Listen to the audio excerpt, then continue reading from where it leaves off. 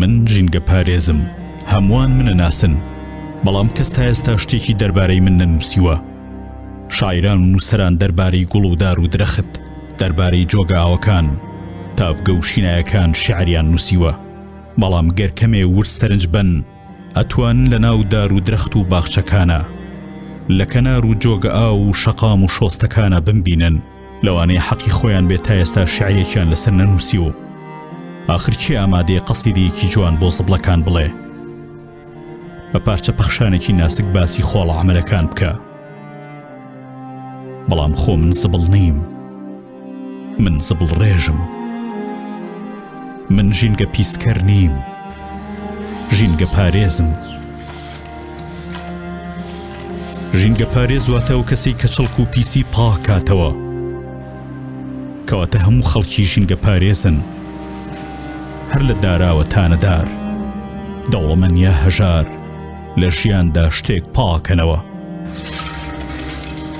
بۆ نمونە هەموو کەس ڕۆژانە دەست و دەم و چاوە شوا و پاکی ئەکاتەوە، قاپ و جل و بەرگ و سفرە و ناوماڵەکانیان پاکەنەوە. پزیشکێکی دەمودان کە دانەکرم خواردوەکانی خەڵک هەڵدەکێشێ و ددانەکانیان پاکاتەوە.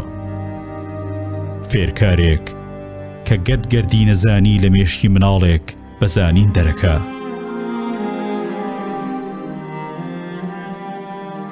کەواتە جیاوازی چییە؟ هەرێکێک لە ئێمە پیسیەک پاکەینەوە. پاکشکەرەوەکان پایە بەرزن، جێگای ڕێزن.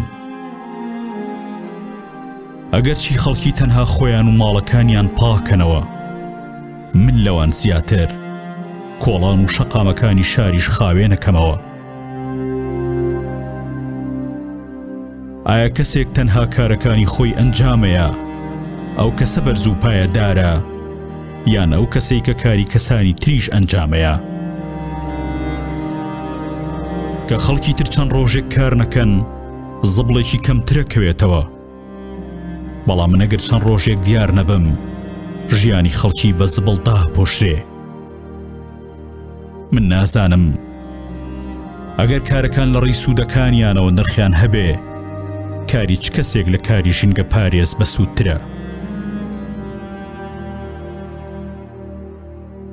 کاری کەسێک بە نرخترە کە هەموو شتێکە بە زبڵ و شەقام و کۆڵانەکانی لێپڕەکە، یان کاری ئەو کەسەی کە دێ شەقام و کۆڵانەکان لەو زبڵانە خاوێنەکاتەوە؟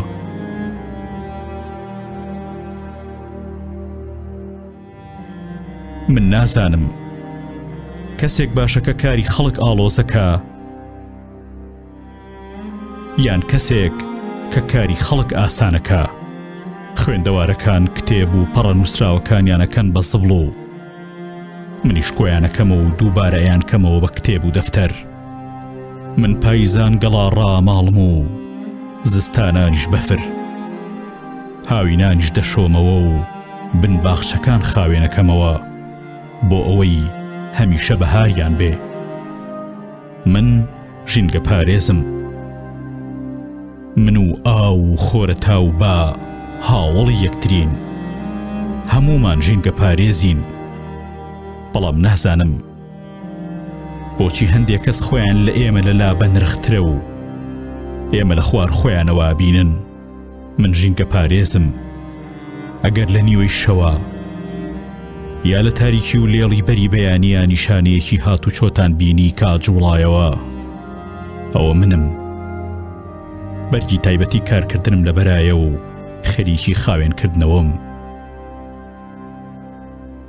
من هەموو ڕۆژێک ئەچمە بەردەرگای ماڵان و زبڵەکان کۆکەمەوە، خۆزگام توانی دڵی خەڵکیش بشۆم و گسکم لە زبڵەکانی ناو ناخیان باە، بۆ ئەوەی خۆیان لە کەس بە گەورەتر نەزانن. ئەو کەسانی کە خۆیان لە خەڵکی بە گەورەتر ئەزانن وەکی سە زبڵێک دێنە بەرچاوم، بەس چییە ئەوەیە بڕێیا ڕۆن.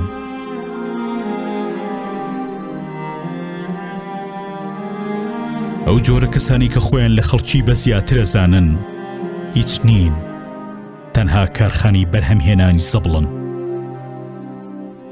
ئەو جۆرە کەسانی کە لە چاوتروکانێکا باخچەیەکی سەوز ئاوێکی خاوێن، گوڵێکی جوان، میوەیەکی تازەگەی و نانێکی گەرم ئەکەنە زبڵ.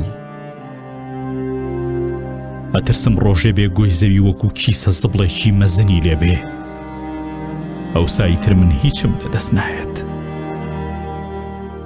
ئەگەر ئەو ڕۆژە بێ،